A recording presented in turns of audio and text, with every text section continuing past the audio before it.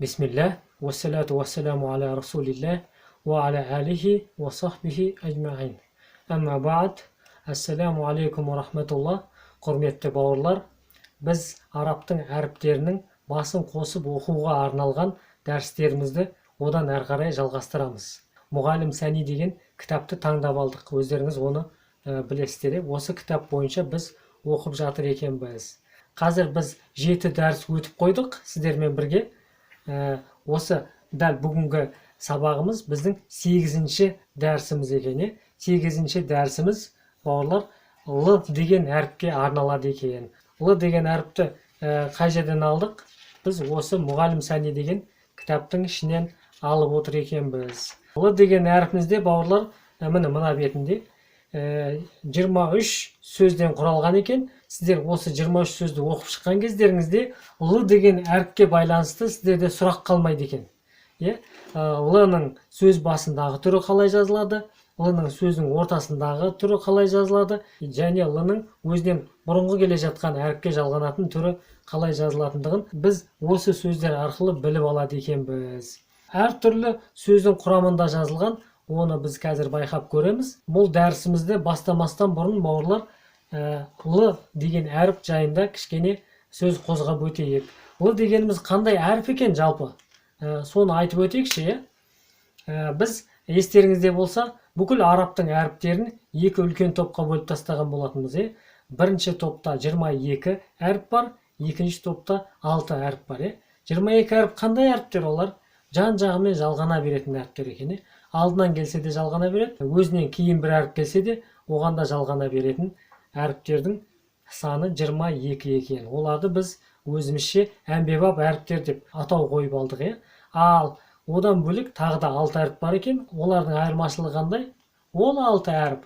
Не деп айттық? Өзінен бұрынғы келген әріптерге жалғанады екен де, ал бірақ өзінен кейінгіге жалғанбайды екен. Біздің Л деген әріпіміз қандай екен? Әмбебап әріптердің қатарына жатады екен. Яғни қандай? Өзінен бұрынғы келгенге де, өзінен кейінгі келгенге де жалғана беретін әріптің қатарына жатады екен. Біз, естеріңізде болса, бауырлар, Л деген әріпті бұлай жаттадық. Яғни қандай түрін жаттадық біз? Еш жаққа да қосылмайтын түрін жаттадық. Алдынан да, артынан да қосылмайтын түрін, ол алфавиттегі түрі. Екі жағына да X қойып қойдым. Еш жағына жалғанбайды деген сөз. Олардың әліппесіндегі 28 әріптің барлығын осылай жаттаған екенбіз. Біз қалай жаттадық? Алдынан да жалғанбайтын етіп жаттадық, өзінен кейін де жалғанбайтын етіп, тұйық етіп жаттадық. Оны алфавиттегі варианты, алфавиттегі түрі деп те айтамыз. Немесе кейінгі араб тіл мамандары оны жекеше түрде тұрған, дербес түрде тұрған түрі деп түсіндіріп жүр. Ол да өте жақсы түсініктеме екен. Ал бірақ бұдан да бөлек Л деген, біздің Л деген әріпіміздің қандай түрі бар екен? Сөздің басында жазылатын түрі бар екен. Яғни бұлай жалғанып кетіп жатыр деген сөз ғой. Мына жағынан жалғанатын етіп белгілеп қойдық. Тағы да қандай түрі бар? Сөздің ортасында келетін түрі бар екен. Бұлай да жалғана береді, бұлай да жалғана береді деген сөз ғой. Сонымен қоса, Л деген әріптің сөз соңындағы түрі бар екен. Сөз соңындағы түрі тура жекеше мына түріне ұқсайды екен. Мына жақтан жалғанып келді, мынау қайтадан төмен қарай түсті. Сол кезде мына жағы тұйықталады екен. Өзінен кейін ештемеге жалғанбайды екен. Ештемеге жалғанбайды. Тек қана өзінен бұрынғы келе жатқанға ғана жалғанып тұр екен. Осындай Л-ның осындай түрін сөз соңындағы түрі деп атайды екен олар. Ендеше, бауырлар, мен қазір осы 23 сөзді оқып шығайын бір рет, содан кейін кішкене талқылап жіберейік. Ендеше, мына байқасаңыздар, ең алғашқы бағанға өте жеңіл сөздерді жазып қойдық. Екі әріптен құралған сөздер. Біреуі міндетті түрде біздің тақырыбымыз болады, яғни міндетті түрде біреуі Л болып шығады екен. Бері қарай келе бастасақ, үлкен сөздерді талқылай бастайды екен. 5 әріптік, 6 әріптік сөздерді талқылай бастайды екенбіз. Сонымен әл, бәл, ләм, люм, лән, кил, нәзәлә, lazime, kamule, enzele, elzeme, ekmele, ekelet, ekelne, ekelte, ekelti, ekeltu, ekeltum, bulbul, yelemlem, tezelzele, yetezelzelu, mutezelzil. Міне біздің бүгінгі тақырыбымыз осы сөздердің аясында өтеді екен. Ендеше бірінші сөзіміз әл, л бұл жерде қай жерде келіп тұр? Сөздің ең соңында келіп тұр, Сөздің соңындағы варианты қандай еді? Мынандай еді. Л не істей алып тұр? Өзінен бұрынғыға жалғана алып тұр, Жалғанам деп тұр, бірақ оны әлиф жалғатпай тұр екен. Екінші сөзімізге келетін болсақ, ол мүлдем өзгеше екен. Л деген әріп бұл жерде өзінің бүкіл мүмкіншілігін пайдаланып тұр екен. Л не істей алушы еді? Өзінен бұрынғыға жалғана алушы еді. Не істеп тұр? Дәл солай жалғана алып тұр екен, жалғанып тұр екен. Не нәрсеге жалғанып тұр? Б деген әріпке жалғанып тұрған екен. Келесі, ләм. Енді бұл жерде керісінше біздің Л деген әріпіміз, біздің тақырыбымыз Л ғой, Л сөздің басында тұр екен. Басындағы Л ең бірінші келіп тұрған Л өзінен кейінгі М деген әріпке жалғанып тұр екен. Демек, Л-ның қай варианты жазылып тұр екен? Мынандай түрі жазылып тұр екен. Өзінен бұрын ештеме жоқ. Мына жерде X бар деген сөз ғой. Және өзінен кейін жалғана алатын түрі тұр екен. Тура осы түрі.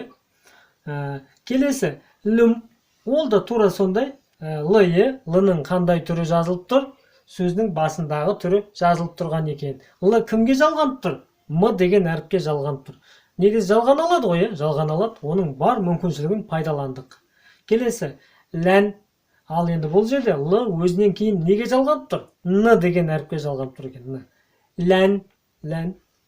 Келесі енді кил деген сөзе. Л сөздің соңында тұр, және жалғанатын вариантымен тұр екен. Жалғана алатын мүмкіншілігінің барлығын пайдаланып тұр екен.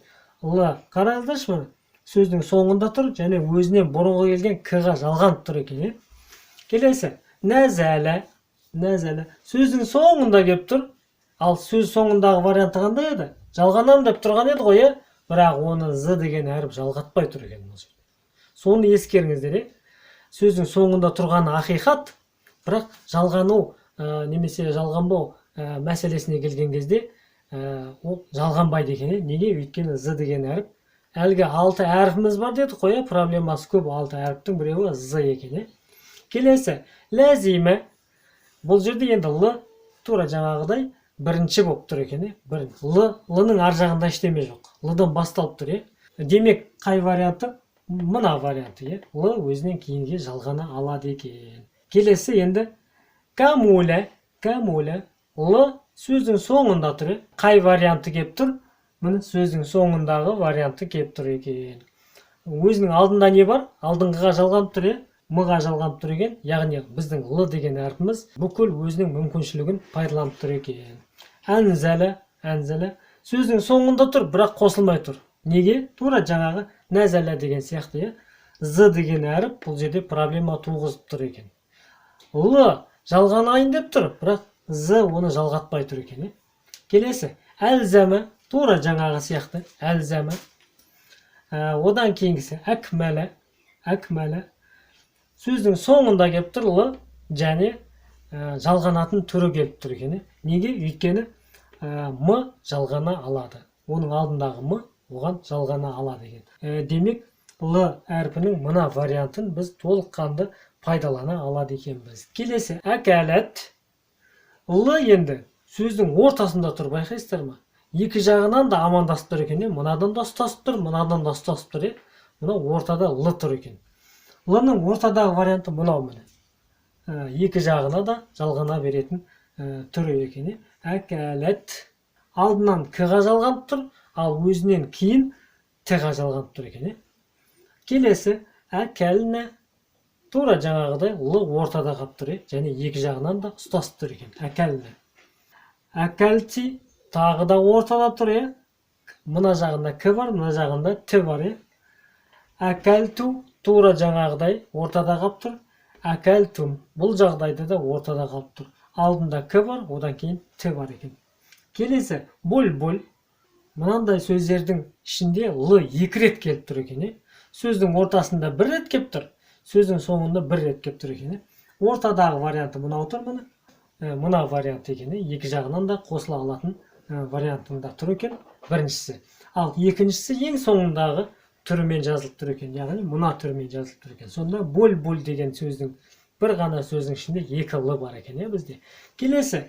Елемлем. Тағы да екі л бар. Бірақ бұл жағдайдағы екі л-ның екеуі де сөздің ортасында қалып кеткен. Екі л-ның екеуі де екі жаққа талтайып тұр екен. Екі жағынан да ұстасып тұрған екен.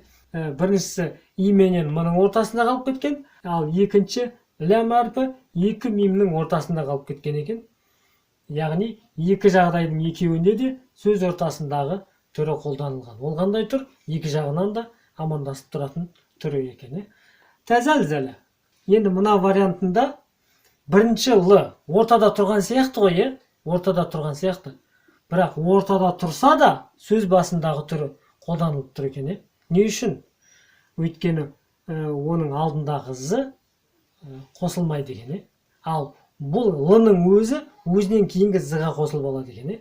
Сонда негізінде ортадағы л қандай болу керек еді? Екі жаққа да жалғану керек еді. Мынандай вариант болу керек еді ғой, бірақ ол олай жасай алмайды екен.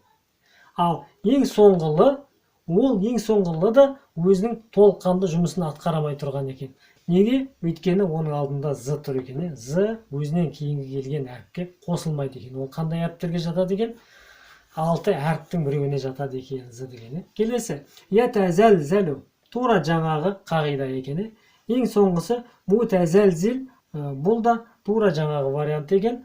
Л сөздің ортасында тұрған болса да, өзінің сөз ортасындағы формасын қолдана алмай тұр екен. Ол қандай форма? Екі жағынан да ұстасып тұратын формасы екен. Оны жасай алмай тұр екен. Өйткені оның алдында з бар екен. Мына л-ның да алдында з тұр.